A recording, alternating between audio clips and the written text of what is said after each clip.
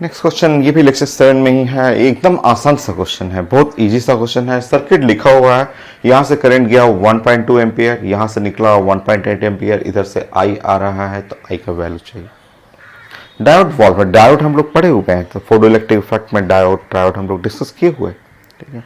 तो आप इसको ऐसे इमेजिन करिए ना, इस तरह से आप इमेजिन करिए कि यहाँ से सी है और ये पॉइंट बी है और ये पॉइंट ए है, ये ऐसे समझिए सी है, ये पॉइंट है बी है और ये पॉइंट ए है, और इधर से ऐसे सोचिए, इमेजिन करना होता है कि इमेजिन करिए कि यहाँ से करंट आया आई, ये आई करंट आया, इधर से करंट गया 1.6 एम्पियर और इधर से करंट निकल के आया 1.8 एम्पियर, ऐसा हो गया। जस्ट इमेजिन करिए इस तरह से, और ये आई जो करंट है वो ऐसे इधर से करंट आई, ये सर्किट सटा नहीं हुआ और होता भी नहीं है। डायोड में आप जानते हैं ये हीटिंग कॉइल है, यहाँ से इलेक्ट्रॉन आप पड़े हुए हैं।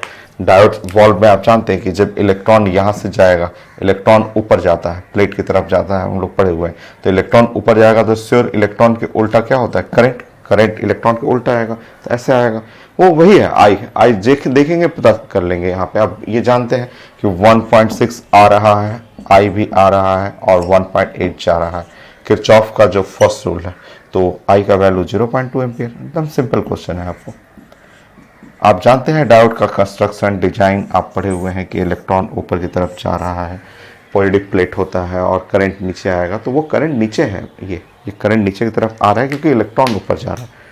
और आप सर्किट को आप बैलेंस करेंगे तो आगे हो गया। 10 क्वेश्चन मुझे करना था, ये कंप्लीट हुआ। और नेक्स्ट मैं डिस्कस करता हूँ हीटर के लिए पहले प्लान करते हैं, हीटर से क्या क्या क्वेश्चन आता है वो देख लेते हैं, फिर हम लोग बात करेंगे इलेक्ट्रिक बल्ब का।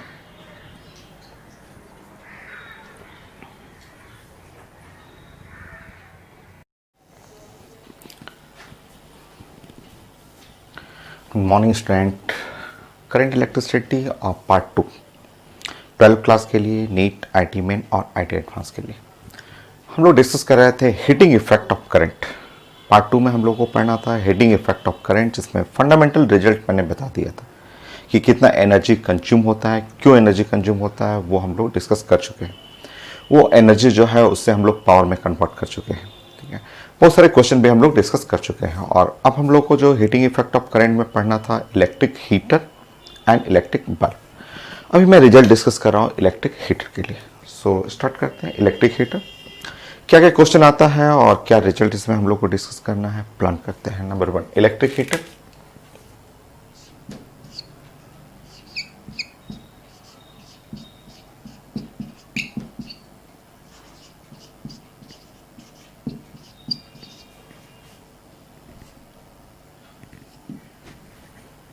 सो फर्स्ट पॉइंट, सो हम लोग इलेक्ट्रिक हीटर को ऐसे प्रेजेंट करेंगे, इस तरह से हमें इलेक्ट्रिक हीटर को प्रेजेंट करना है ऐसे। सो इलेक्ट्रिक हीटर को हम लोग को ऐसे इस तरह से हमें प्रेजेंट करना है और इसके रिलेटेड जो पॉइंट है स्टार्टिंग में वो हम लोग डिस्कस करते हैं कि इलेक्ट्रिक हीटर या रेजिस्टर भी बोला जाता है इसको। सो इलेक्ट्रिक हीटर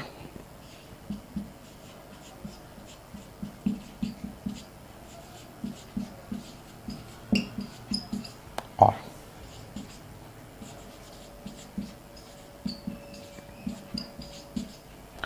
सो इसमें आप बोलेंगे device which convert electrical energy into the heat energy.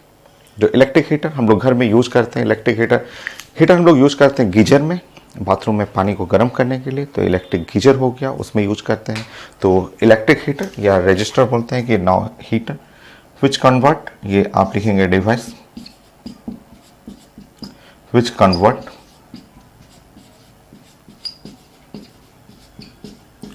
Electric energy into heat energy. So electric energy into heat energy.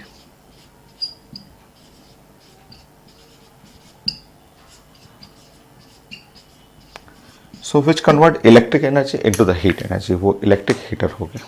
Next,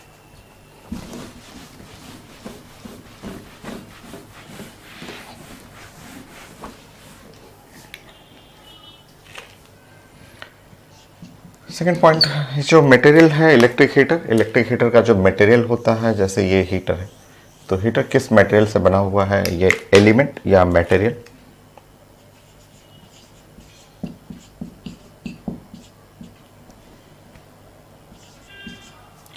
और element of electric heater,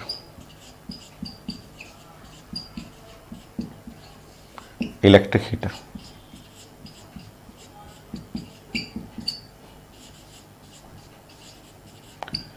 so electric heater का जो material है वो material होता है नाइक्रोम। नाइक्रोम वायर है, बहुत सारे नेम होता है, एक तो नाइक्रोम हुआ, मैंगनीन लिखा रहता है आपको। सो जो कॉमन मटेरियल है नाइक्रोम।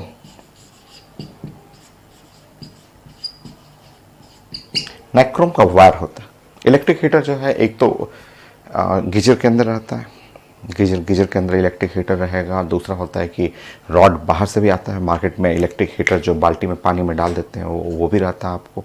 एक होता था, बहुत पहले लोग यूज करता था कुकिंग करने के लिए, खाना बनाने के लिए, कि वो ओपन रहता था, दिखता था कि गर्म हो गया, लाल हो गया। तो जो वायर होता है वो नाइक्रोम वायर है, नाइक्रोम वायर होता है। और भी है, यूरेका वायर भी नाम रहता है इसका। कई मटेरियल ने, यूरेका हुआ आपका, मैंगनीन होता है, या कॉन्स्टेंटाइन वायर होता है।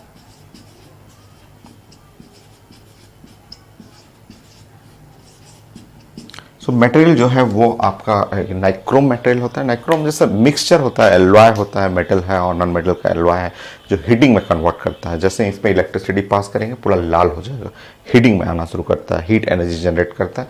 तो नाइक्रोम का वायर होता है, या यूरेका नहीं रहेगा ऑप्शन में, ये सब अलग अलग है, बट है एलॉय टाइप का होता है, मेटल नॉन मेटल का ये मिक्सचर होता है। नाइक्रोम और यूरेका या मैंगनीन वायर होता है, या कॉन्स्टेंटाइन वायर कहलाता है इसमें। नाइक्रोम मोस्ट कॉमन जो वायर होता है वो नाइक्रोम यूज करते हैं इसमें।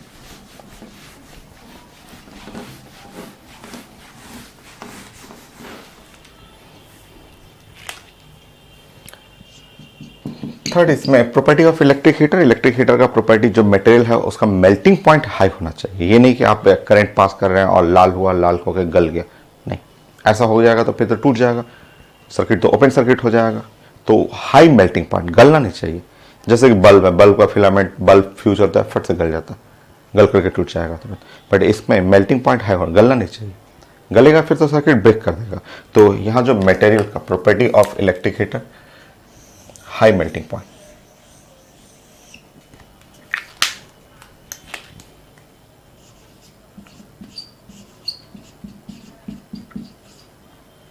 ऑफ मटेरियल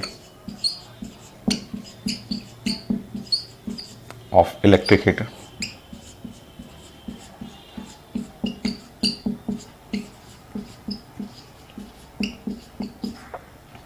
वो होता है high melting point, high melting point.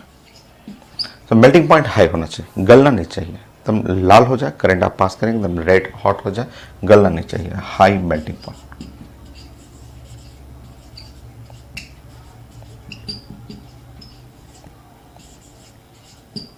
तो मेल्टिंग पॉइंट हाई होना चाहिए। नेक्स्ट,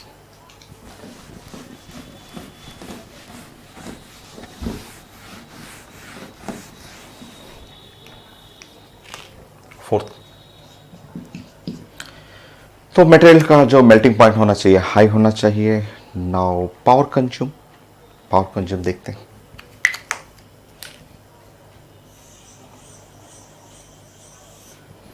बताइए इलेक्ट्रिक हीटर में पावर कंज्यूम लो या हाई।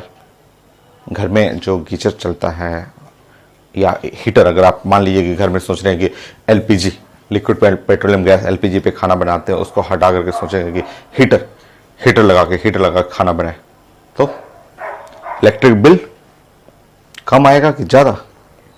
बहुत ज़्यादा आता है, बहुत ज़्यादा। इलेक्ट्रिक हीटर पे खाना बनाना और एसी चलाने के बराबर होता है, बहुत हाई इलेक्ट्रिसिटी कंज्यूम करता है। गीजर ही हम लोग बाथरूम में गीजर ऑन करते हैं, जैसे मान ली नहाना है तो उससे 10 मिनट पहले ऑन कर लेंगे, फिर ऑफ कर देते हैं। खुला छोड़ दीजिए तो जरा गीजर को ऑन करके छोड़ दीजिए, एक दिन पूरा छोड़ दीजिए ऑन किए हुए। ऐसे तो ऑटो कट रहता है, पानी गर्म होगा ऑटोमेटिक कट जाता है, फिर भी अगर फिर ठंडा होगा फिर हीट कर लेगा, छोड़ दीजिएगा, एक दिन का बिल आएगा 100 रुपीज़, उससे ऊपर जाएगा। बहुत हाई पावर का होता है भाई इलेक्ट्रिक हीटर। ये एक हीटर जो होता है 1000, 1000, 2000 वाट का रहता है। गीजर जो घर में यूज करते हैं, गीजर बाथरूम में यूज करते हैं, गीजर ठंडे के टाइम में नहाने के लिए, गर्म पानी गर्म करने के लिए, तो वो 1000 वाट का होता है। तो power consume, high power consume होता है, पावर कंज्यूम हाई।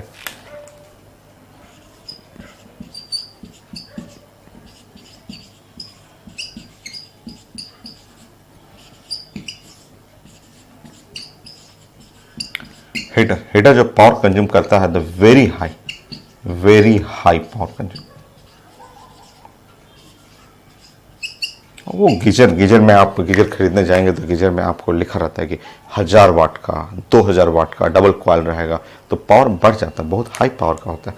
तो कम से कम लेते हैं हम लोग घर में लगाते हैं तो 1000 वाट का आप ये हीटर यूज करते हैं।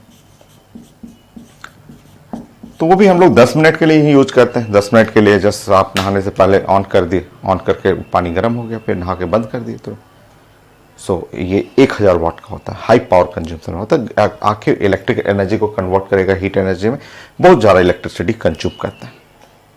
पहले लोग होता था चोरी से, जस्ट होता था कि पहले गवर्नमेंट का सप्लाई है तो चोरी से जस्ट डाल करके वायर डाल दिया और जस्ट हीटर्स पे खाना बनाता था। तो वो तो एक रिस्की भी होता है, हीटर पे खाना बनाना तो बहुत डेंजरस भी होता है, क्योंकि खाना बनाते समय जैसे पानी अगर निकल के गिर गया हीटर पे तो पूरा करंट आ जाएगा, वो तो एक अलग फैक्टर है। दूसरा होता है इतना इलेक्ट्रिसिटी कंज्यूम होगा, इतना ज़्यादा इलेक्ट्रिसिटी कंज्यूम होगा तो लोग चोरी से बनाता है। अदरवाइज अगर आप बिल पे करके बनाइए तो एलपीजी गैस के 10 गुना टाइम, जो एलपीजी गैस दिन मतलब 1 महीने में 1 सिलेंडर खत्म होता है, उसके 10 टाइम ज़्यादा इलेक्ट्रिक बिल आएगा उसका। बहुत हाई पावर कंजम्पशन होता है इसमें। सो ये पावर कंजम्पशन बहुत है। उससे और प्रॉपर्टी हम लोग डिस्कस करते हैं। 5 घर में जो वायरिंग होता है, ठीक है, आपके घर में जैसे आप स्टडी रूम में आप अपने देखिए, आप बल्ब को देखिए, फैन को देखिए, अपने टेबल लैंप को देखिए, तो जो भी वायरिंग होता है, इलेक्ट्रिक वायरिंग घर के अंदर, जो हाउस आपके घर है उसके अंदर, आप घर में टीवी है, फ्रिज है, फैन है, जो भी इलेक्ट्रिक वायर चल रहा है कैसे होता है, सीरीज की पैरेलल होता है। पैरेलल जितना वायरिंग है आप क्लासरूम में बैठ जाते थे, ट्यूबलाइट 1 2 3 देखने में लगेगा कि सीधे सीधे चल रहा है, नहीं, पैरेलल। हाउस का जितना भी होता है, हाउस को वायरिंग जितने भी होते हैं, सब पैरेलल कॉम्बिनेशन। आपके घर में जो भी 2 बल्ब जल रहा है, आमने सामने भी बल्ब है, तो वो सीरीज में नहीं है, सब पैरेलल, ठीक है। तो इलेक्ट्रिक वायरिंग इन हाउस, जो इलेक्ट्रिक वायरिंग जो है वो हाउस के अंदर, इलेक्ट्रिक वायरिंग इन हाउस। तो घर में जितना भी इलेक्ट्रिक वायरिंग है वो सारा का सारा वायरिंग जो है वो पैरेलल। सो पैरेलल सर्किट, और पैरेलल जितने पैरेलल सर्किट हैं, जो भी आपके घर में रूम में जहां आप पढ़ रहे हैं, फैन लगा हुआ, बल्ब लगा हुआ, टेबल लैंप है, जो कुछ भी है, सब पैरेलल कॉम्बिनेशन। और पैरेलल कॉम्बिनेशन में पोटेंशियल क्या होता है, कांस्टेंट। पैरेलल सर्किट में V कांस्टेंट पोटेंशियल कांस्टेंट है। और हम लोग के कंट्री में जो गवर्नमेंट का सप्लाई है, जो आपके घर में जो सप्लाई हो रहा है 220 वोल्ट, 220 वोल्ट। तो ये जो 220 वोल्ट, जो 220 वोल्ट, ये मैंने इसलिए कहा कि हमारे कंट्री में 220 वोल्ट सप्लाई होता है। हम लोग का घर में 220 वोल्ट का सप्लाई है, गवर्नमेंट का सप्लाई। अदर कंट्री में 220 नहीं है, हर कंट्री का अपना अलग अलग सप्लाई वोल्टेज होता है। ये ऐसा आपका घर में जो आपके यहाँ पे जो बल्ब है, ये बल्ब आप यूएस से अमेरिका में ले जाके वो बल्ब जलाएंगे तो नहीं चलेगा, क्योंकि वहाँ का डिजाइनिंग अलग है, वहाँ सप्लाई वोल्टेज अलग रहेगा, ठीक है। हम लोग कंट्री का अलग वोल्टेज है। हम लोग का जो फ्रीक्वेंसी है जो 50 हर्ट्ज पे काम करता है, जितना इलेक्ट्रिसिटी इंस्ट्रूमेंट बना हुआ, डिजाइन किया हुआ, उधर का 100 हर्ट्ज पे उनका अलग फ्रीक्वेंसी चलता है। तो वो हर कंट्री का वेरी करता है। हम लोग घर में जो सप्लाई वोल्टेज है 220 वोल्ट, ये कांस्टेंट है।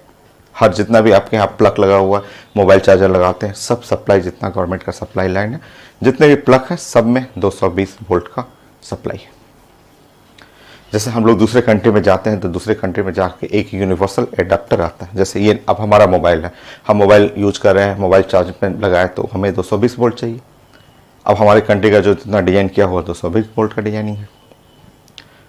अब अगर दूसरे कंट्री में जाएंगे तो वहाँ पे ये काम नहीं करता है। वहाँ एक आता है यूनिवर्सल कन्वर्टर होता है, हर कंट्री का उसमें कोड बना रहता है, वो लगाते हैं, फिर मोबाइल डालेंगे तब जाके चार्जिंग लेना शुरू करेगा। वो एक एडाप्टर टाइप का रहता है, वो कन्वर्ट कर देता है, वो कोडिंग रहता है, वो कंट्री में किस पॉइंट पे डालेंगे तो कन्वर्ट कर देता है। तो 220 वोल्ट हम लोग कंट्री में सप्लाई वोल्टेज होता है, ये 220 वोल्ट होता है। और घर में जितनी चीजें लगा हुआ है सब जो है वो पैरेलल में। तो अब आप बताएंगे कि आप घर में जो इलेक्ट्रिक हीटर है, मान लीजिए ये स्विच बोर्ड है, स्विच बोर्ड जो हम लोग का जो स्विच बोर्ड है, और यहाँ स्विच बोर्ड ऐसे 2-3 पिन वाला ये न्यूट्रल पॉइंट होता है, ये न्यूट्रल वाला स्विच बोर्ड है, और आप हीटर लाए, इलेक्ट्रिक हीटर लाए और उसको कनेक्ट कर दीजिए ऐसे। इसको वायरिंग लेकर के स्विच बोर्ड में ऐसे लगा दीजिए, वायर से इंसर्ट कर दीजिए, न्यूट्रल पॉइंट है ये, एक न्यूट्रल पॉइंट रहता है जिससे इंसर्ट कर दीजिए। सो ये है हीटर। अब आप यहाँ पे और प्रॉपर्टी हम लोग डिस्कस करते हैं, जो हम लोग घर में देखते हैं वही तो बातें करेंगे। हीटर, इसके क्रॉस जो है, इस टर्मिनल के क्रॉस जो जानते हैं कि घर में जो वोल्टेज है उसमें प्लग में लगा है तो वी कांस्टेंट पोटेंशियल, यहाँ इसके क्रॉस जो है constant potential. So potential constant है, वो वोल्टेज जानते हैं कि सप्लाई वोल्टेज 220 वोल्ट है, जो गवर्नमेंट का सप्लाई जो वोल्टेज है वो कांस्टेंट है, ठीक है, सप्लाई वोल्टेज कांस्टेंट है। अब ये जो पावर कंज्यूम हुआ, ये जो पी पावर कंज्यूम, जो पावर कंज्यूम हुआ, या आप बोल सकते हैं और डिसिपेटेड। अब कई फॉर्मूला है, बट अगर पोटेंशियल कांस्टेंट रहे, घर में हम लोग का जितना वायरिंग है, जितना आपके घर में वायरिंग है, हर स्विच बोर्ड में आप एडप्ट वो लगा के देखिए, वोल्ट मीटर या वोल्टेज मेजरमेंट करने का डिवाइस लगाइए, 220 वोल्ट 220 वोल्ट दिखाएगा। तो अगर वोल्टेज कांस्टेंट है तो पावर कंज्यूम जो होता है वो हो जाएगा V²/R, ये हमें फॉर्मूला यूज करना चाहिए, ठीक।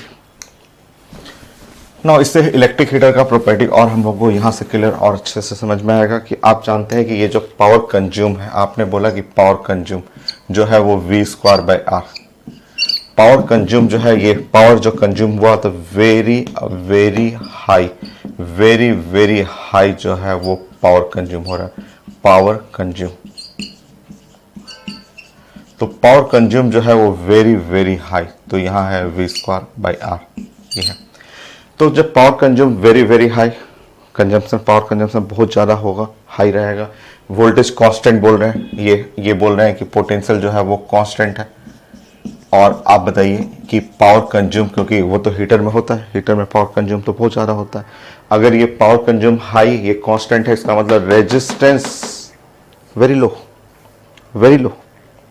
तो रेजिस्टेंस पूछा जाता है, resistance for material of electric heater, जो इलेक्ट्रिक हीटर जो हम लोग यूज कर रहे हैं उसका resistance for material of electric heater, जो इलेक्ट्रिक हीटर है उस मटेरियल का रेजिस्टेंस अगर ये हाई है, ये कांस्टेंट है, तो नीचे वाला लो होना चाहिए, वेरी लो। पूछा जाता है, सब छोटा छोटा थ्योरेटिकल क्वेश्चन है। घर में हीटर आप देखते हैं, उसका मटेरियल का resistance, so R resistance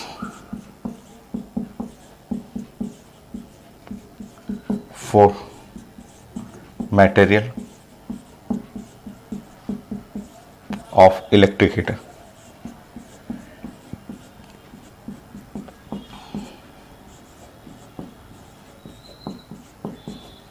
resistance for material of electric heater is very low, क्योंकि ये तो कांस्टेंट है, ये कांस्टेंट है, फॉर्मूला ये चूज करना पड़ेगा क्योंकि वोल्टेज कांस्टेंट है। तो power is equal to V²/R। अगर पावर बहुत हाई पावर कंज्यूम करता है, वो करता ही है, सब लोग पता है कि गीजर लगाते हैं घर में तो बहुत ज़्यादा इलेक्ट्रिसिटी कंज्यूम करता है, तो कंज्यूम जो ये हाई है तो ये V कांस्टेंट है, तो अगर ये हाई है तो resistance low, resistance of material of electric heater is very low. पूछा जाता है रेजिस्टेंस कैसा, तो वेरी लो होगी। रेजिस्टेंस से ये भी रिलेट कर सकते हैं, रेजिस्टेंस जो रो और L/A, इससे भी रिलेट कर सकते हैं। अगर रेजिस्टेंस, ये रेजिस्टेंस जो है वो हीटर के मटेरियल का रेजिस्टेंस वेरी लो, तो रेजिस्टिविटी भी लो होना चाहिए, ठीक है। तो rho, so very low resistivity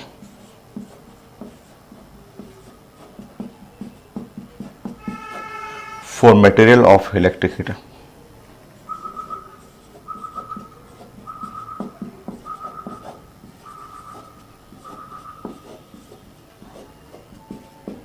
electric heater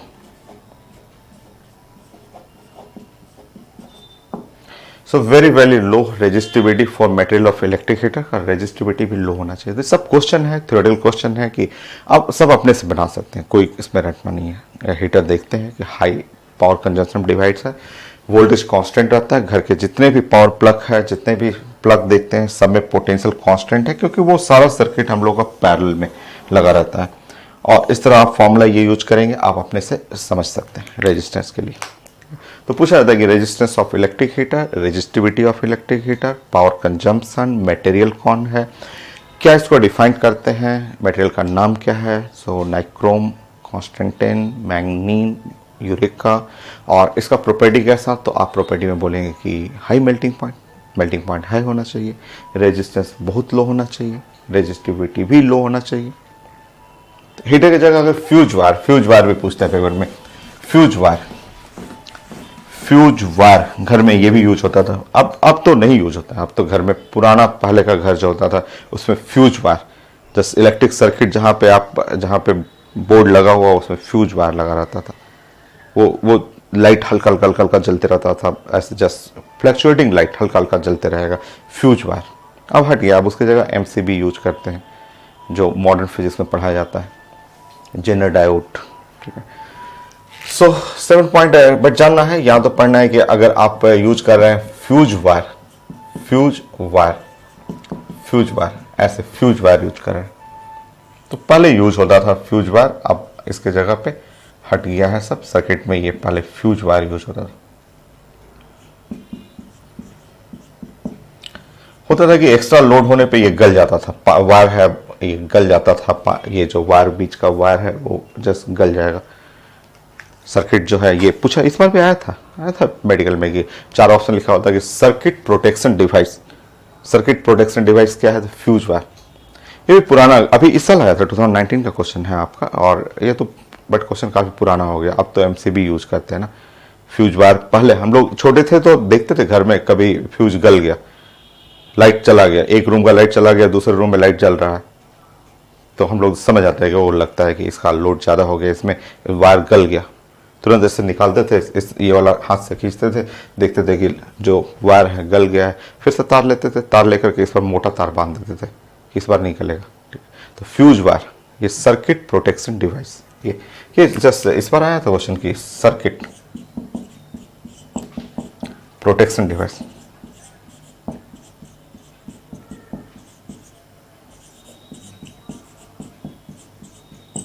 ये पूछा था, ये पीएमटी नीट का क्वेश्चन है, नीट 2019 का क्वेश्चन है, और ये सब हम लोग घर में तो देखते रहते हैं कि ये फ्यूज वायर पुराने घर में, अब नहीं, नए घर में ये फ्यूज वायर नहीं लगता।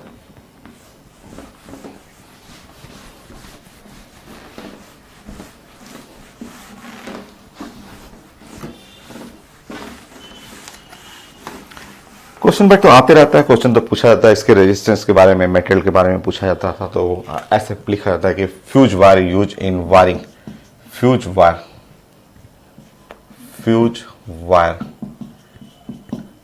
यूज इन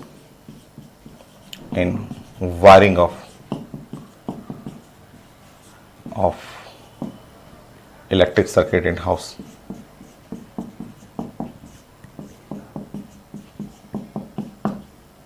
फॉर हाउस,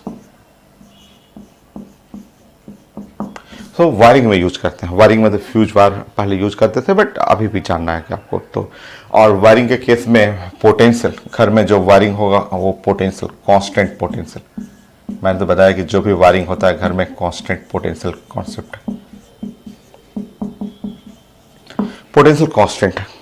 और जब कांस्टेंट पोटेंशियल होगा तो पावर, जो पावर होगा उसका फॉर्मूला हो गया V स्क्वायर बाई आर,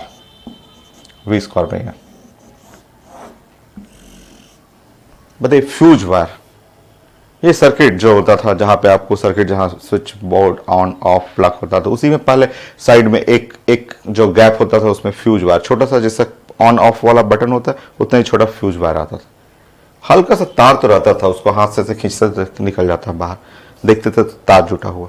ठीक है, तो इस वायर, ये जो फ्यूज वायर है हल्का सा तार है, ये तार तो रहता था, ऐसे एक छोटा सा तार है, इसमें पावर डिसिपेशन क्या होगा, बहुत लो भाई, बहुत लो, इसमें थोड़ा ना बिल आता था, कुछ नहीं, बस सिंपल सा एकदम छोटा सा तार है, हल्का सा तार, कोई लाल वाल नहीं होना है, ये हीटर थोड़ा है।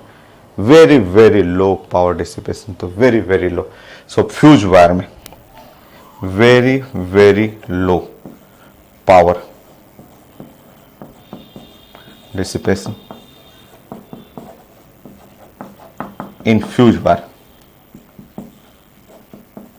फ्यूज वायर बहुत लो, पावर डिसिपेशन बहुत लो होता है। तो पावर डिसिपेशन जो होता है वो इधर देखिए वी स्क्वायर बाई आर, ऐसे फ्यूज वायर में ये we square by are.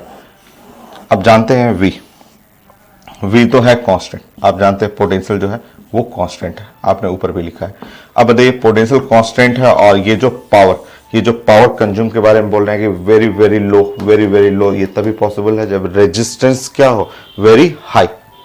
Fuse बार का रेजिस्टेंस वेरी हाई। आता है क्वेश्चन, आया हुआ ये भी क्वेश्चन कि resistance of fuse bar, high resistance.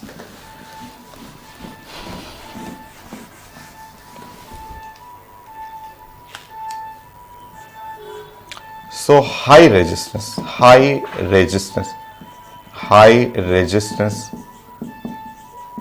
for material of fuse wire, for material of fuse wire, high resistance, material of fuse wire का resistance high होना चाहिए। तो ये क्वेश्चन आता है आपको कि मटेरियल ऑफ फ्यूज वायर का जो मटेरियल है उसका रेजिस्टेंस कैसा, तो resistance high resistance for material of fuse wire, जो फ्यूज वायर है। क्योंकि यहाँ पे आपका power dissipation very very low power dissipation in fuse wire, तो अगर पावर डिसिपेशन बहुत लो है तो वो पावर उस साइड में आपका V square by R, V तो कांस्टेंट है तो उल्टा करेंगे, अगर ये बहुत लो है तो ये R very high. So very very high resistance for material of fuse wire. और जब आर पढ़ेंगे R is equal to rho हुआ और एल बाई ए, ऐसे R is equal to rho L by A. So यहाँ पे आप planning करेंगे तो अगर resistance high resistance for material of fuse wire तो रो भी आप कहेंगे कि अगर रेजिस्टेंस हाई है तो रेजिस्टिविटी भी high resistivity for material of fuse wire. सब छोटे छोटे क्वेश्चन है जो एग्जाम में आते रहते हैं और कुछ आपको रटना नहीं है, सब प्लानिंग करना। High resistivity for material of fuse wire,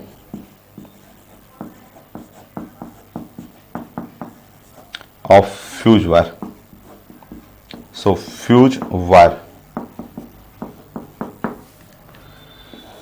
so material of fuse wire का रेजिस्टिविटी भी हाई रेजिस्टिविटी, रेजिस्टेंस भी हाई। कुछ रटिए नहीं, प्लान बनाइए। प्लान घर का सारा वायरिंग है, जितना प्लग है, जितना भी स्विच बोर्ड, जितना भी ऑन ऑफ बटन देख रहे हैं, बल्ब फैन ट्यूबलाइट जो भी देख रहे हैं सब पैरेलल में। पोटेंशियल कांस्टेंट ये पावर डिसिपेशन के लिए, और फ्यूज वायर में बहुत कम पावर लगता है, बहुत कम। अगर पावर यहां कम है तो रेजिस्टेंस हाई। कुछ नहीं रटना है, प्लान नहीं है।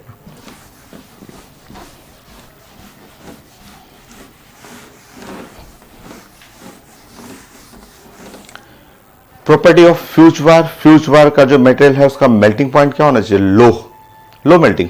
जरा सा उसमें लोड पड़ा फट से गल जाना चाहिए, सर्किट तोड़ देना चाहिए, ठीक है। तो material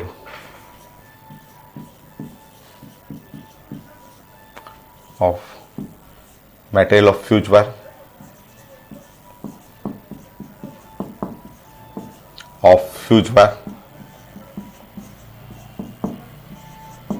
property of material of fuse wire. So property है लो मेल्टिंग पॉइंट।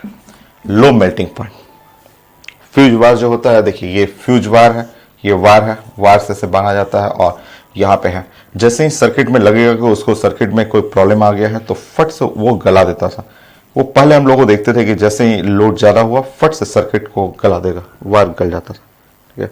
तो लो मेल्टिंग पॉइंट, फट से गलना चाहिए, ठीक है। Low melting point.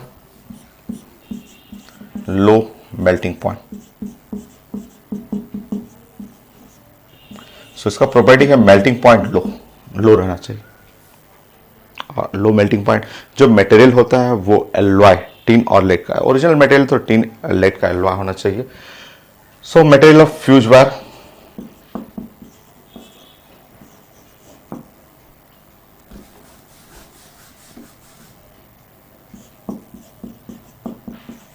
Material of fuse wire, fuse wire जो है उसका मटेरियल होता है टिन, टिन और लेड, टिन और लेड का एलॉय, टिन लेड का एलॉय जो होता है वो सोल्डर, सोल्डर का बहुत लो मेल्टिंग पॉइंट होता है, लो मेल्टिंग पॉइंट। और जो रियल मटेरियल फ्यूज वायर का जो है, फ्यूज वायर का मटेरियल होता है सोल्डर, सोल्डर मिलता है, अब तो कम हो गया है, बट सोल्डरिंग रॉड और सोल्डर हम लोग भी 9th-10th क्लास में थे तो यूज करते थे। जैसे रेडियो खराब हो गया, टीवी का, टीवी रिपेयर नहीं करते थे, बट जब एकदम से खराब हो गया कोई फेंक देता था, कोशिश करने में क्या जाता है। रेडियो होता था, रेडियो का जो होता मदरबोर्ड होता था, तो मदरबोर्ड मान ले रेडियो एकदम घर में काम करना बंद हो गया, अब वो डस्टबिन में जाने वाला है, तो मिल जाता था हम लोग, अब उसको खोल खाल के उसका ऑपरेशन किया करते थे, देखते थे कि उस क्या है रेडियो के अंदर, तो मदरबोर्ड दिखता था, मदरबोर्ड को ध्यान से देखते थे तो उसमें कहीं सर्किट टूट जाता है, सर्किट कहीं ना कहीं केमिकल, सर्किट ऐसे केमिकल रहता था, वो टूटा हुआ कहीं दिखता था कि कहीं लगता है टूट गया, तो उसको सोल्डरिंग करते थे। सोल्डरिंग करने के लिए एक सोल्डर वायर आता है, इसी टाइप का रहता, थोड़ा मोटा रहता था, उसको प्लग में लगेगा तो गर्म हो जाएगा, ये पूरा लाल हो जाएगा, लाल नहीं होता था, हल्का सा गर्म ही रहता था, हल्का सा गर्म रहेगा, हाथ से भी ऐसे छू सकते। उसके बाद एक वायर आता, वो वायर जो होता था टिन और लेड का एलॉय होता था, वायर को ऐसे सटाते थे ना, वायर गल जाता था। तो लो मेल्टिंग पॉइंट में टिन और लेड, टिन लेड का एलॉय जो सोल्डर नाम है, जो मार्केट में पहले खूब यूज होता था, टीवी का या रेडियो के मदरबोर्ड को रिपेयरिंग में, वायर टूट गया कहीं तो उसको जस्ट ऐसे गला करके लिक्विड कर करके जहाँ जहाँ सर्किट टूटा हुआ है वहाँ लगाया जाता था, सोल्डरिंग करना बोलते थे। वही वायर जो होता था, वही वायर फ्यूज वायर में यूज होता है कि जो कि आप जैसे ही थोड़ा सा भी इसके अंदर हीटिंग हुआ, थोड़ा सा भी लोड पड़ा सर्किट पे, फट से क्रैक करके सर्किट, आगे का सर्किट तोड़ देगा, तोड़ करके रूम में पूरा ऑफ कर देगा। तो ओरिजिनल तो होना चाहिए, ये साइंस तो यही बोलता है कि लो मेल्टिंग पॉइंट, ना और लेड, टीन का एलॉय, ये प्रॉपर्टी रेजिस्टेंस के लिए, ना high resistance, high resistivity, power consumption very very low. But घर में हम लोग सोल्डर थोड़ा यूज करते थे, देखते थे कि फ्यूज बार शॉर्ट हुआ, जैसे ही इस रूम में लाइट खत्म हो गया, बगल वाले रूम में है, तो हम समझ आते थे कि उसमें फ्यूज बार जस्ट लोड नहीं ले रहा है, फ्यूज बार शॉर्ट मार रहा है। मान लिए कि ऐसा सर्किट डिजाइन किया गया है, इस रूम का सर्किट डिजाइन किया गया है कि जो इस रूम में एक फैन चला सकते हैं, 2 बल्ब जला सकते हैं, ऐसे डिजाइन किया है, बस इतना ही लोड दिया, कोई इलेक्ट्रिक वायर जो है इलेक्ट्रिशियन है उन्होंने इतना ही लोड दिया, और पता चला गया गर्मी का, ठंडे का मौसम है, ठंडे का मौसम है, मेरा मन कर रहा है कि हीटर चला दें, ब्लोअर चला दें, जैसे ही ब्लोअर उसमें स्विच बोर्ड में लगाएंगे तार फ्यूज बार गल जाएगा, क्योंकि रूम जो है उसका डिजाइनिंग इस तरह से है कि इस रूम में सिर्फ एक फैन चलेगा और 2 बल्ब चलेगा, एक बल्ब टेबल लैंप पे पढ़ने के लिए, एक बल्ब रूम के लिए, बस इतना डिजाइन है। अब मैं ब्लोअर लगाऊंगा वो गल जाएगा, क्योंकि लोड लेगा नहीं, सर्किट प्रोटेक्शन डिवाइस है, जितना उसको डिजाइन किया गया है उतना ही लोड लेगा, एक्स्ट्रा लोड दीजिएगा, छोटा मोटा मोबाइल चल सकता है, बट ब्लोअर चलाइएगा गल जाएगा।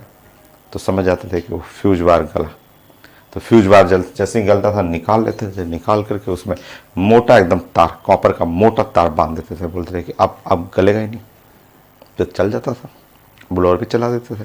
बट वो सही नहीं है, वो बचपन में हम लोग करते थे कि फ्यूज वायर गल रहा है, बार बार गलता था, तो किसी न किसी का ड्यूटी, कभी मेरा ड्यूटी पड़ गया कि फ्यूज वायर गला है, जाओ रिपेयर करो, आप इसको निकाल के बस तार चेंज करना है।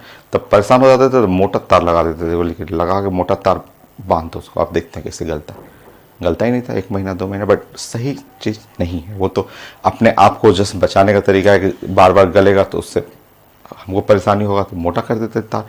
बट ओरिजिनल जो है साइंस बोलता है कि टिन लेड का एलॉय सोल्डर वो यूज करना है, लो मेल्टिंग पॉइंट रखना है कि जैसे ही सर्किट में लोड पड़ेगा गल जाएगा, आगे का सर्किट तोड़ देगा, ठीक है, आगे करंट पास नहीं करने देगा। तो ये सब प्रॉपर्टी आपको जानना है। इलेक्ट्रिक हीटर हम लोग पढ़ रहे थे, उसी से देखा मैंने कि फ्यूज बार भी तो पूछा ही जाता है, पढ़ लीजिए। नेक्स्ट प्रॉपर्टी,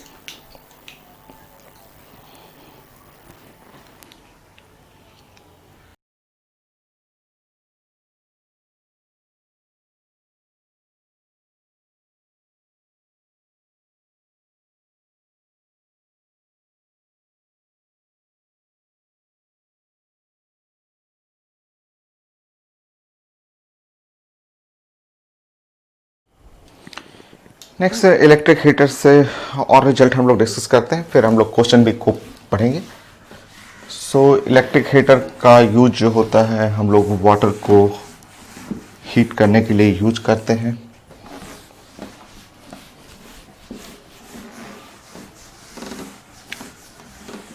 कुछ और प्लान करते हैं सेकंड में, जैसे ये इस टाइप का भी क्वेश्चन बहुत कॉमन है। सो ये हम लोग बात करेंगे electric heater.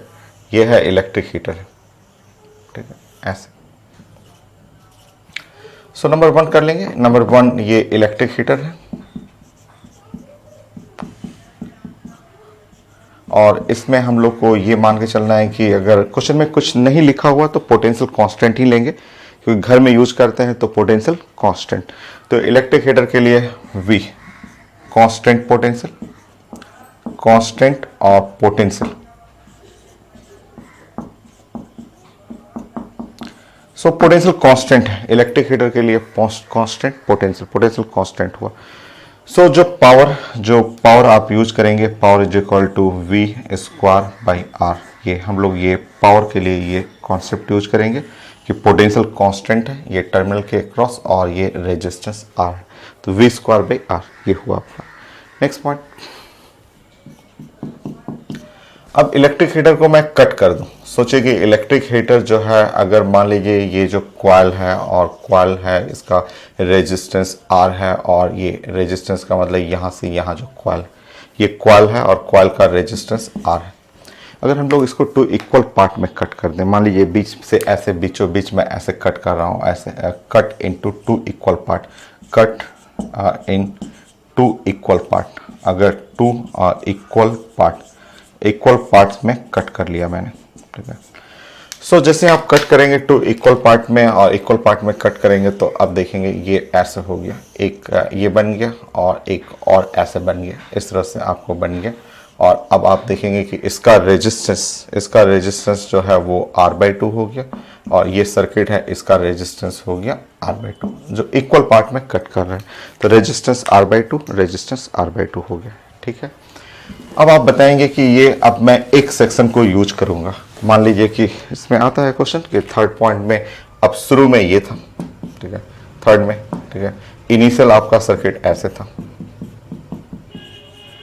So initial circuit है 1 2 3 4 कॉइल है, इसमें है तो पोटेंशियल कांस्टेंट, इसका रेजिस्टेंस R है, ये रेजिस्टेंस R है और मैंने उसमें कट कर दिया और फाइनल मैंने कट करके एक टुकड़े को फेंक दिया, कट कर दिया।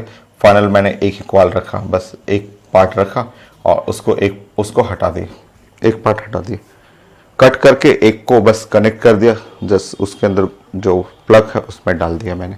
अब इसका रेजिस्टेंस जानते हैं कि इसका रेजिस्टेंस जो है वो R/2 हो गया। तो इसमें बोला जाता है कि पावर कंज्यूम हुआ इसमें V स्क्वायर बाई R, आप जानते हैं ऐसे। और इसमें जो पावर कंज्यूम हुआ, यहाँ पे P' करेंगे, पावर कंज्यूम वो साइंस में हो गया V स्क्वायर और रेजिस्टेंस की जगह R/2 ऐसे हो जाएगा। अब आप डिवाइड करके चेक कर सकते हैं, अगर डिवाइड करेंगे P' और डिवाइड बाई P करेंगे, P' बाई P। सो ये अब चेक कर लीजिए, 2/1 ऐसे, 2:1 चेक करिए, P' बाई P, तो ये 2 ऊपर चला जाएगा, 2/1। नेक्स्ट, तो इस तरह पूछा जाता है कि कट कर दिए, कट करने पे पावर, नया पावर क्या हुआ, तो नया पावर जो P' हुआ तो बढ़ जाएगा। P' कितना बढ़ा, कितना टाइम बढ़ा, तो 2 टाइम। तो इक्वल पार्ट में कट करके एक नया हीटर बना दीजिए, नया हीटर बना के जस्ट उसी प्लग में लगा दीजिए, तो पावर जो होगा, नया पावर डिसिपेशन हो जाएगा, वो 2 टाइम डबल हो जाएगा। फिर मैंने प्लान किया कि ऐसा कर देते हैं कि ये 4th पॉइंट में ऐसा हम लोग प्लान करते हैं कि ये 1 हुआ और 2 हुआ, 3 हुआ और 4 हुआ, ऐसे इस तरह से, ठीक है। यहाँ पे इनिशियल है, ये इनिशियल हुआ और इनिशियल जो हुआ वो, और इसमें वोल्टेज V है, रेजिस्टेंस R है, इनिशियल ऐसे कर रहे हैं, ऐसे रेजिस्टेंस R। मैंने कट किया इसको 2 इक्वल पार्ट में कट कर दिया, ऐसे कट कर दिया, इसको 2 इक्वल पार्ट में ऐसे डिवाइड कर दिया मैंने, यहाँ से कट कर दिया, कट करके अब इसको मैंने कनेक्ट कर लिया और कनेक्ट किया कुछ ऐसे, एक पार्ट ले लिया ऐसे और एक पार्ट और ले लिया, उसको भी कनेक्ट कर लिया मैंने पैरेलल में ऐसे, इस तरह से। ये हुआ फाइनल, ये हम लोग का ये फाइनल हो गया। अगर हम लोग उसको कनेक्ट कर रहे हैं उसी स्विच बोर्ड में कनेक्ट करके, पैरेलल कनेक्ट करके जस्ट उसमें अटैच कर लेना है वी। ये भी पूछा जाता, हर एग्जाम में पूछा हुआ, मेडिकल में, आईटी मेन में, आईटी एडवांस में, कि कट करना है कॉइल को 2 इक्वल पार्ट में और दोनों पार्ट को कनेक्ट कर लेना है पैरेलल में। बताइए अगर आप कट कर रहे हैं तो बताइए, ये है इसका रेजिस्टेंस हुआ R/2, इसका रेजिस्टेंस हुआ R/2। अब बताइए ये पैरेलल है R/2 और R/2 ये पैरेलल में, तो ओवरऑल रेजिस्टेंस जो हो गया वो overall resistance R dash is equal to parallel में R/2 R/4 हो गया। ठीक है, चलिए इनिशियल पावर कंजम्पशन जो है वो V square by R, initial power consumption V square by R हो गया। और जो फाइनल पावर कंजम्पशन है, जो P डैश, जो फाइनल पावर कंजम्पशन है वो V square by R, R की जगह R/4, ये R/4 करेंगे। So P dash is equal to जो है 4 V स्क्वायर बाई आर, ऐसे 4 V स्क्वायर बाई आर, ऐसे सॉल्व कर लीजिए। P dash by P, so P dash is equal to 4P, ऐसे हो गया। 4 गुना पावर 4 टाइम बढ़ जाएगा। तो ये सब छोटे छोटे क्वेश्चन होते हैं कि ये सर्किट हम लोग घर में जो यूज करते हैं, पोटेंशियल कांस्टेंट है, उस कॉन्सेप्ट को फॉलो करेंगे, सब बन जाएगा। ठीक है ना, ये सब जो हीटर है हम लोग यूज करते हैं वाटर को हीट करने के लिए, उसी से क्वेश्चन ढेर सारा है। सो वाटर को हीट करने में हम लोग यूज करेंगे, तो कुछ प्लानिंग करते हैं इसमें।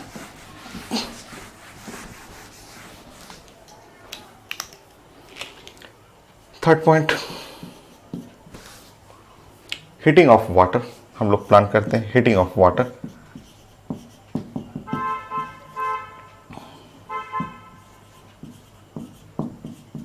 थ्रू इलेक्ट्रिक हीटर,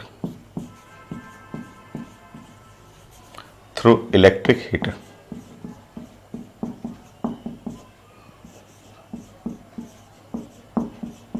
सो पानी गर्म करते हैं, पानी गर्म करने के लिए ही क्वेश्चन आता है, तो वो क्या क्या उसमें कॉन्सेप्ट यूज करना है।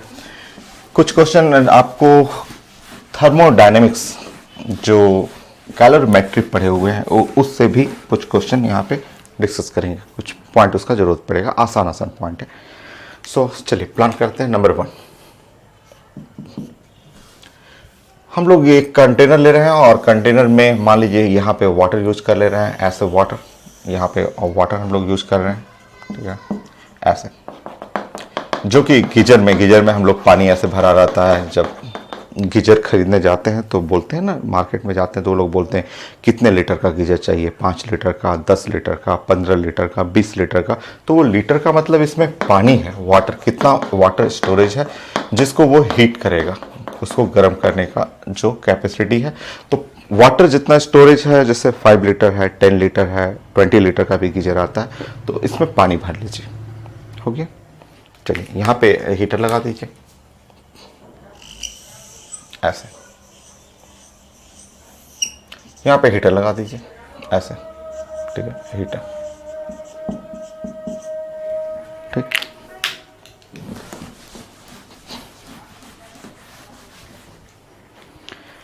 यहाँ पे ये टर्म हम लोग यूज करना है MS, यहाँ पे θ1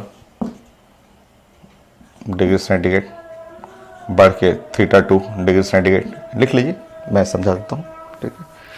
और यहाँ से हीटर है, यहाँ से हीटर है, हीटर में जो लिखा रहेगा, जो भी क्वेश्चन लिखा रहेगा, मान लीजिए इसमें पोटेंशियल या करंट ही लिखा हुआ है, कई बार क्वेश्चन में करंट लिखा रहता है, कॉइल का रेजिस्टेंस R है, ठीक है।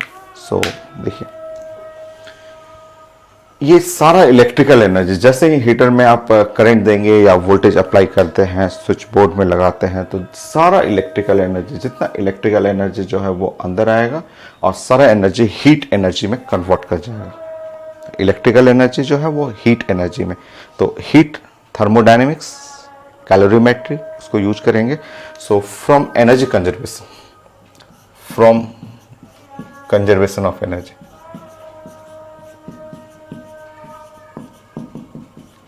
Of energy.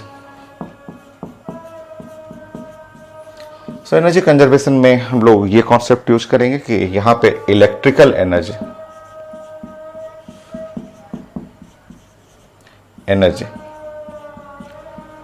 वो कन्वर्ट करेगा हीट एनर्जी में।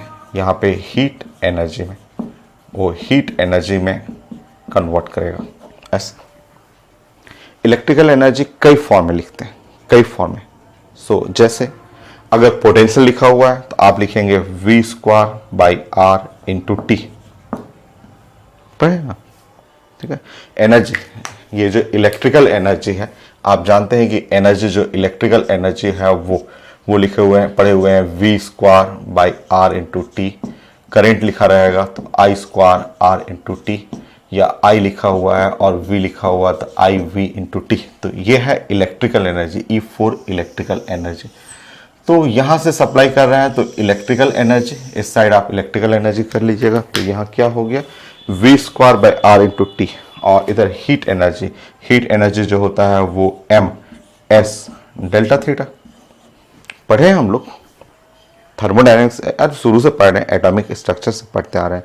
Heat energy m s delta theta. मैं सारे टर्म फिर से डिस्कस कर दूंगा। तो ये हुआ। सो यहां से इलेक्ट्रिकल एनर्जी आया, वो सारा एनर्जी कन्वर्ट कर देगा हीट एनर्जी में। ये नहीं, अगर पोटेंशियल नहीं, कई बार क्वेश्चन में करंट ही लिखा रहेगा, यूज कर लेंगे आई स्क्वायर और आर इंटू टी, और यहां पे लिख देंगे एम एस डेल्टा थीटा।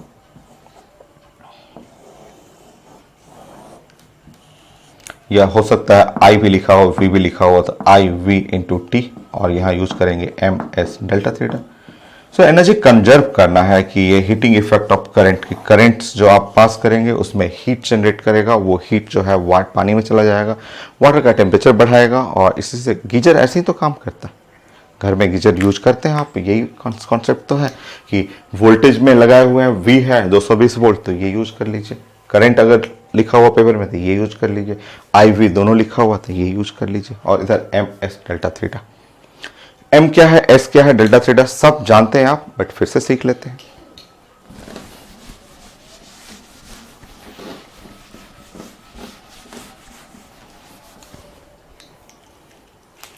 मान लीजिए आप मार्केट में गए और गीजर खरीदने के लिए, तो जो जहां गीजर बिकता है वो लोग बताते हैं कि आप कैसा गीजर लेना चाहेंगे। तो मान लीजिए आपने बोला कि 20 लीटर, ठीक है, 20 लीटर का गीजर लेना है। तो इसका मतलब आपको समझना है, ऐसे समझना है कि वाटर है और लिखा हुआ आप परचेज किए, और उन्होंने बोला कि मैं 20 लीटर का गीजर दे रहा हूँ। 20 लीटर का मतलब 20 लीटर वाटर स्टोरेज है इसके अंदर। मीनिंग समझिए, आप उसको मास में कन्वर्ट करना सीखिए, वो जानते हैं आप। मान लीजिए वॉल्यूम ऑफ वाटर आपको बोला गया 20 litre, 20 litre water, 20 litre water. आप जानते हैं, आप ये चीज़ें आप शुरू से पढ़ रहे हैं, आज से नहीं, मोर कॉन्सेप्ट से पढ़ रहे हैं कि वाटर का डेंसिटी जो होता है नाउ 1 ग्राम पर मिलीलीटर, या डेंसिटी ऑफ वाटर 1 के जगह यहाँ पे 10 पे पावर -3, ग्राम के जगह किलोग्राम, लीटर के जगह 10 पे पावर -3, ये 10 पे पावर -3 मिलीलीटर, सॉरी मिलीलीटर की जगह लीटर, ठीक है। ऐसे चेक कर लीजिए, ग्राम पर, देखिए यहाँ पे चेक करिए, ग्राम है, 1 ग्राम की जगह 10 पे पावर -3 किलोग्राम, और वो जो मिलीलीटर है 10 पे पावर -3 लीटर। देखिए, सो डेंसिटी जो है वो आप लिख सकते हैं 1 किलोग्राम पर लीटर। चेक करिए, आया यूनिट।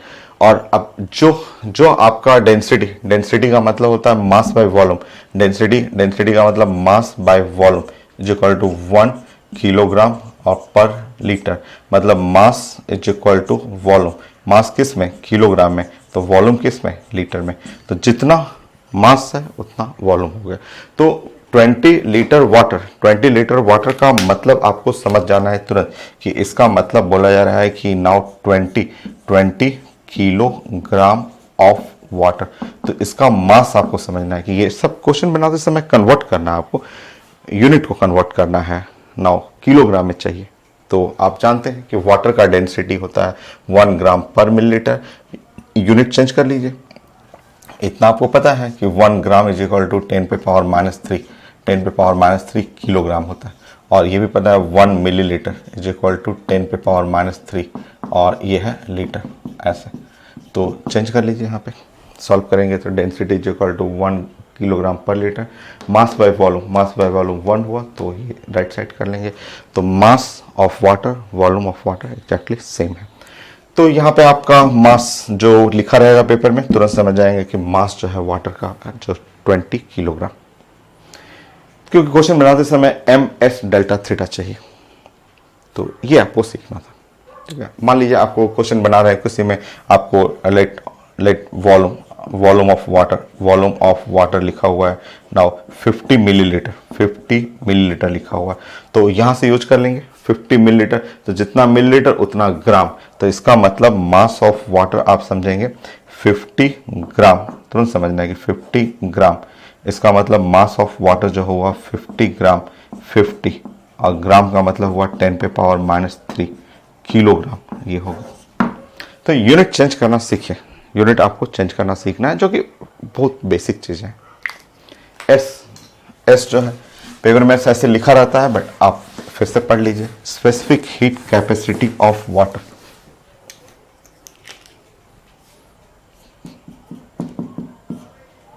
एस जो है वो स्पेसिफिक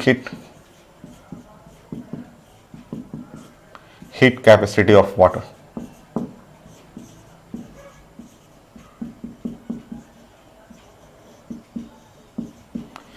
तो एस जो specific heat capacity of water जो होता है वो हम लोग जानते हैं 1 कैलोरी पर ग्राम पर केल्विन, ये है। यस, 1 कैलोरी, ठीक है, स्टैंडर्ड रिजल्ट है 1 कैलोरी पर ग्राम पर केल्विन। कई बार आप यूज किए हुए हैं, कैलोरीमेट्री में, थर्मोडायनेमिक्स में खूब यूज करते हैं आप specific heat capacity of water. But हमको चाहिए ऐसा यूनिट में चेंज करना सीखिए। आप जानते हैं कि calorie of 4.2 joule is equal to 1 calorie होता है, 1 कैलोरी, ये कन्वर्जन आप जानते हैं। ये चेंज करिए, इसको ऐसा यूनिट में लाइए।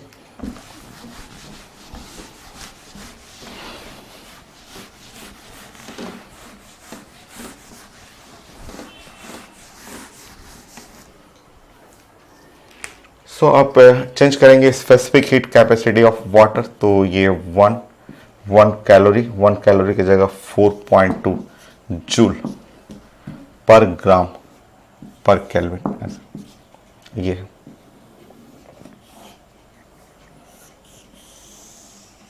ये होगा।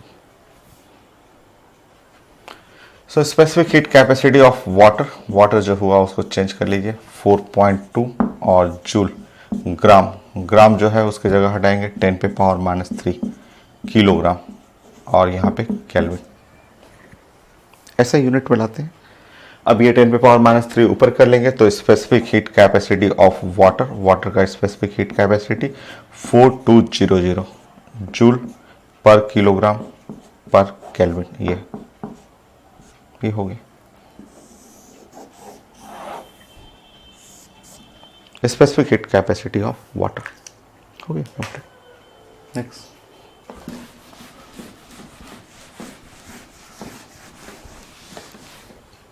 फोर्थ। सो एम हो गया, एस हो गया, एस का देखिए ऐसा यूनिट हो गया joule per kilogram per kelvin. Delta theta increase in temperature, जैसे मान लीजिए एक कंटेनर में है और इसमें वाटर है और वाटर का टेम्परेचर जो है वो इंक्रीज किया। मान लीजिए यहाँ पे अगर पेपर में लिखा है 25 डिग्री सेंटीग्रेड या 20 डिग्री सेंटीग्रेड, मान लीजिए 20 डिग्री सेंटीग्रेड टू इंक्रीज करके ये 80 डिग्री सेंटीग्रेड चला गया, ऐसे वाटर का टेम्परेचर ऐसे हो गया। ठीक है, so delta theta, M S delta theta, तो अब आप लिखेंगे increase in temperature.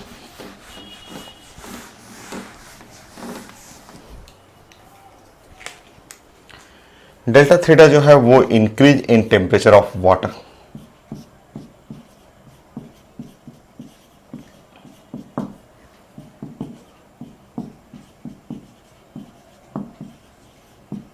So water का temperature, increase in temperature of water, increase in temperature हुआ। So delta theta, so final temperature minus initial temperature, और मैं पहले भी डिस्कस कर चुका हूं कि यहाँ यूनिट मैटर नहीं करता है। जैसे आप चाहें तो यहाँ पे डेल्टा थीटा में अगर आपको लिखना हो तो अगर ये फाइनल 80 माइनस 20 ये लिखें तब भी ये 50 आएगा 50। और अगर कई लोग बोलते नहीं हमको केल्विन में चाहिए, कर लीजिए ना केल्विन। देखिए अगर आप फाइनल करेंगे तो 273 प्लस 80 माइनस इनिशियल करेंगे तो इनिशियल हुआ 273 प्लस 520 273 प्लस 20 ये फाइनल माइनस इनिशियल। अगर आप केल्विन अगर ये केल्विन यूनिट लेंगे तब भी आपका आंसर कितना आएगा डेल्टा थीटा 50 आएगा। तो डेल्टा थीटा में मैं पहले भी समझाया था कि यूनिट मैटर नहीं करता है, यूनिट कहीं मैटर नहीं करता है। क्योंकि आप देख लीजिए अगर क्योंकि ये आप डिग्री सेंटीग्रेड लेके चल रहे हैं, ये डिग्री सेंटीग्रेड तो भी 50 आएगा, या आप केल्विन स्केल में बनाएंगे फिर भी 50 आएगा। तो इंक्रीज इन टेम्परेचर जो है वो है 50 केल्विन। ऐसा यूनिट करेंगे तो केल्विन करें या 50 डिग्री सेंटीग्रेड कोई फर्क नहीं पड़ता है। वो तो डायरेक्ट भी घटा सकते हैं या 273 करके भी घटा लीजिए, कोई फर्क नहीं पड़ता। सो डिफरेंस इन टेम्परेचर में अपने आप घट जाएगा, ये कैंसिल हो जा रहा है। तो आपने देखा कि आपका जो गीजर है कैसे वर्क करता है। तो आप गीजर जो आप देखते हैं तो उसका प्लानिंग कुछ इस तरह से है कि ये जो गीजर के अंदर जो है ये 20 लीटर गीजर लिया आपने, 10 लीटर गीजर लिया, वाटर है, वाटर वो जितना लीटर का आप लेंगे उतना पानी इसमें भरा हुआ रहेगा। ये इसका मतलब हुआ कि वाटर है और वाटर का मास है m, वाटर का स्पेसिफिक हीट कैपेसिटी S होता है, और increase in temperature θ1 to increase in temperature θ2 degree centigrade ऐसे ये टेम्परेचर होगी। ठीक है, और यहाँ पे हम लोग जो कॉइल लगा रहे हैं यहाँ पे हीटिंग कॉइल ऐसे यूज कर रहे हैं। तो हीटिंग कॉइल हीटर ऐसे यूज करें हीटिंग कॉइल। वो क्वेश्चन में जो भी लिखा रहेगा पोटेंशियल रहेगा या इसमें करंट है या इसके क्रॉस जो है वो रेजिस्टेंस है, ऐसा कुछ लिखा रहता है। ठीक है, सो यहाँ पे जो आप कंजर्वेशन ऑफ एनर्जी लगाते हैं कि यहाँ से इलेक्ट्रिकल एनर्जी और ये कन्वर्ट करेगा हीट एनर्जी में। इलेक्ट्रिकल एनर्जी जो है वो हीट एनर्जी में कन्वर्ट कर जाएगा। इलेक्ट्रिकल एनर्जी इस साइड से आप लेंगे तो वो क्या क्या है, तो आपका v²/r और t। इस साइड में पढ़ेंगे तो m/s डेल्टा थीटा। काफ़ी क्वेश्चन इससे मिल जाएगा आपको, डाटा रहेगा, आप पुट करेंगे, सॉल्व करना आपको। अगर क्वेश्चन में करंट लिखा हुआ है, कई बार वोल्टेज ना देके करंट लिखा रहेगा, I²RT। सो इधर लिखेंगे m/s डेल्टा थीटा। अब ये रिजल्ट है कैलोरीमेट्री का और भी बहुत सारे रिजल्ट जो लेटेंट हीट है वो सब यूज होता है। मैं क्वेश्चन में सब करूंगा आपको। नाउ यहां पे आप लिख सकते हैं I v/t m/s delta theta. ये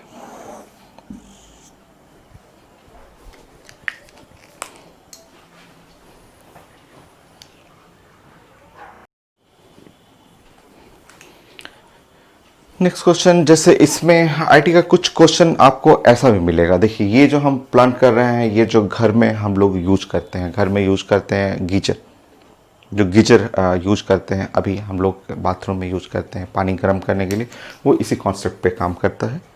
ये पूरा एक क्लोज कंटेनर होता है। ये हम लोग जानते हैं कि ये एक पूरा का पूरा सिस्टम जो है वो क्लोज कंटेनर है। ठीक है, क्लोज कंटेनर है। इसमें दिखता नहीं है, इसमें जो रॉड है, रॉड अंदर में रहता है। ये जस्ट नाइक्रोम का वायर है, मोटा सा रॉड रहता है, वो अंदर में रहता है, बाहर से नहीं दिखता है। बाहर से मुझे बस प्लास्टिक का फ्रेम दिखता है, उसमें इंडिकेटर रहता है कि लाइट जा रहा है, हीटिंग काम कर रहा है, और ऑटो कट सिस्टम रहता है। वो हम लोग के घर में जो यूज होता है, आपके यहाँ भी यही यूज होता होगा कि ऐसा एक गीजर है जो क्लोज कंटेनर है, यहाँ हीटिंग कॉइल है, वो दिखता नहीं है। हाँ, वोल्टेज स्विच हम लोग लगाते हैं, उसके बाद इंडिकेटर है, करंट आ जाता है, वो पता चल जाता है और पानी गर्म करना शुरू कर देता है। ये इसी क्वेश्चन के थ्रू कोई भी एक लगा सकते हैं इसमें। बट जब मैं स्टूडेंट था तो उस समय हम लोग क्या करते थे कि उस समय 100 रुपये का आता था या 200 रुपये का, बढ़िया क्वालिटी का 200 रुपये का आता था। वो एक रॉड टाइप का रहता था, ऐसे रहता था, इस टाइप का रॉड, सिर्फ रॉड ऐसे रहता था, ऐसे रॉड रहता था और उस पर कनेक्ट करके इसमें प्लग स्विच बोर्ड ऐसे रहता था प्लग लेके। तो उसको क्या करना होता था कि ये रॉड ये तो अभी जो आता है अभी तो 8,000 10,000 का ये सब मिलता है आपको, बट ये पूरा फ्रेम रहता है, पैक रहेगा, बाहर में फ्रेम पूरा बना रहता है, कुछ दिखेगा नहीं, सिर्फ इंडिकेटर रहता है, ऑटो कट सिस्टम रहता है जो पता चल जाता है। बट जो जब मैं छोटा था, मतलब स्टूडेंट लाइफ में, अब ठंडे के टाइम में नहाना होता था तो उस समय इमर्सन रॉड हम लोग बोलते थे इसको, 100 से 200 रुपए के बीच में, 200 का अच्छा क्वालिटी, 100 150 तक का यही रेंज रहता था। इमर्सन रॉड होता था, ये ऐसे रहता था और यहाँ पे एक जस्ट इस टाइप का हुक लगा रहता था, ऐसे हुक रहता था और लेकर के बाथरूम में जस्ट अटैच करते थे पानी, और इसको बाल्टी में ऐसे बाल्टी में पानी रख लेते थे, बाल्टी में पानी रख करके और इसको जस्ट इसमें डुबा देते थे। यहाँ से सपोर्ट रहता था, यहाँ पे हुक लगा रहता था, हुक को इससे अटैच करते थे ऐसे, तो ये ऐसे लटका रहता था और पानी 10 मिनट में गर्म हो जाता था। ये इसका 200 रुपये 250 रुपये 200 मैक्सिमम था, 100 से 200 के बीच में, उस समय बहुत पहले की बात कर रहा हूँ मैं। तो जब मैं 10th 11th क्लास में था तब एज ए स्टूडेंट हम लोग ऐसे इसको यूज करते थे ठंडे के टाइम में पानी गर्म करने के लिए, ठीक है। तो इसमें क्या होता था कि ये बाल्टी है, बकेट है, उसमें हुक्स लगा दिए, हुक लगा के इसमें जस्ट लगा दिए, कनेक्ट कर दी, पानी गर्म हो रहा है, गर्म होता था। तो इसमें इस वाले में इलेक्ट्रिसिटी ज़्यादा कंज्यूम होगा, लॉस होगा भाई, एनर्जी लॉस होगा। ये क्या है, ये क्लोज कंटेनर, चारों तरफ से सिल्ड है, नो लॉस ऑफ एनर्जी, कोई एनर्जी का लॉस नहीं होगा, कहीं लॉस नहीं। इसमें तो हम लोग घर में देखते हैं कि पानी स्विच ऑन कर दिए, पानी हम लोग नहा भी लिए, कुछ पानी बच गया तो ये 10 घंटे 15-20 घंटे तक गर्म रहता है, लॉक है, पूरा इंसुलेटिंग मटेरियल है, लॉक है, पानी गर्म है तो गर्म, जब तक खत्म नहीं होता तब तक पानी गर्म रहता है। जस्ट लाइक जैसे आप थर्मस बॉटल है उस टाइप का काम करते हैं। इसमें लॉसेस नहीं होता है, कोई लॉस नहीं होता है, लॉस हुआ भी तो मिनिमम नेग्लिजिबल लॉस होता है, बट ये तो खुला हुआ है, ये तो बाल्टी का मुंह खुला हुआ है, तो मुंह खुला हुआ तो एनर्जी क्या होगा, इवोपरेट भी करेगा, लॉस हो जाएगा। तो ये सस्ता होता है बट एनर्जी लॉस होता है। तो स्टूडेंट लाइफ में हम लोग इसको यूज करते थे, क्योंकि कभी कभी इसमें यूज करना था, ठंडे के महीने में यूज करना होता था, तो इतना हाई बजट का नहीं यूज करके सिंपल 100 रुपये 200 रुपये का यूज होता था, फिर हटा देते थे इसको। इससे मैं इमर्सन रॉड करके आता था, उसमें डाले पानी में। और बट इसका भी क्वेश्चन है, आईटी में आया हुआ क्वेश्चन है, मैं क्वेश्चन प्रेजेंट करूंगा आपको बताऊंगा क्वेश्चन कि अगर ये जो कंटेनर है खुला हुआ रहेगा, खुला हुआ कंटेनर है, मान लीजिए कि इसी क्वेश्चन में प्लान करना है, खुला हुआ कंटेनर है, ओपन कंटेनर, जैसे वही बाल्टी है, बाल्टी में मैं लगा दिया इसको हीटर को, ये ओपन कंटेनर है, क्लोज ना होके ये ओपन कंटेनर है, ठीक है। सो इस केस में देखिए अगर खुला हुआ रहेगा तो बहुत सारा एनर्जी तो लॉस होना ही है, एकदम इवोपरेशन के थ्रू एनर्जी लॉस होगा ही, एनर्जी तो लॉस होगा ही, एनर्जी लॉस होना ही होना है, क्योंकि ये खुला हुआ रहेगा तो हीट करेंगे तो बहुत सारा हीट एनर्जी लॉस होगा।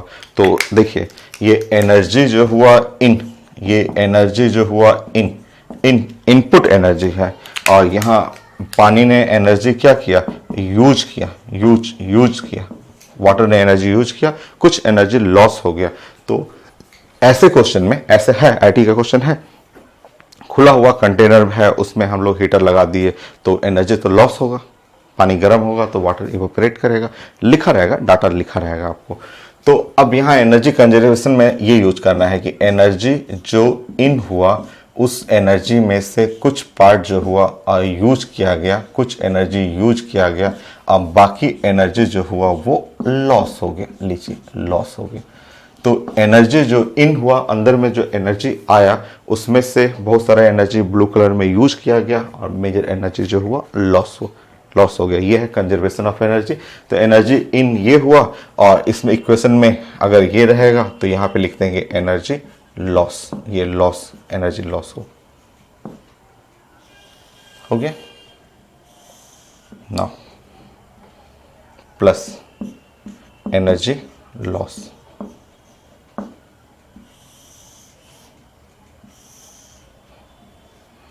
Plus energy loss.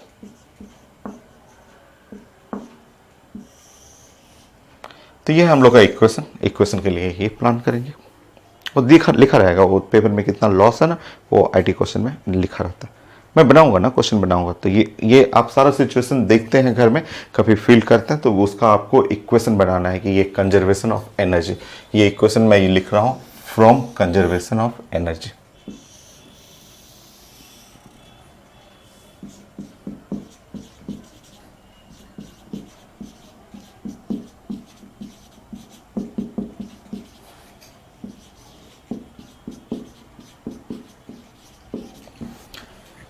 आज के लिए इतना ही। अभी और रिजल्ट है, एक क्लास और मैं रिजल्ट डिस्कस करूंगा और उसके बाद फिर हम लोग क्वेश्चन प्लान करेंगे। हिटर में एक क्लास और रिजल्ट लगेगा आपको, और नेक्स्ट क्लास क्वेश्चन भी करेंगे, एक क्लास रिजल्ट और एक क्लास क्वेश्चन।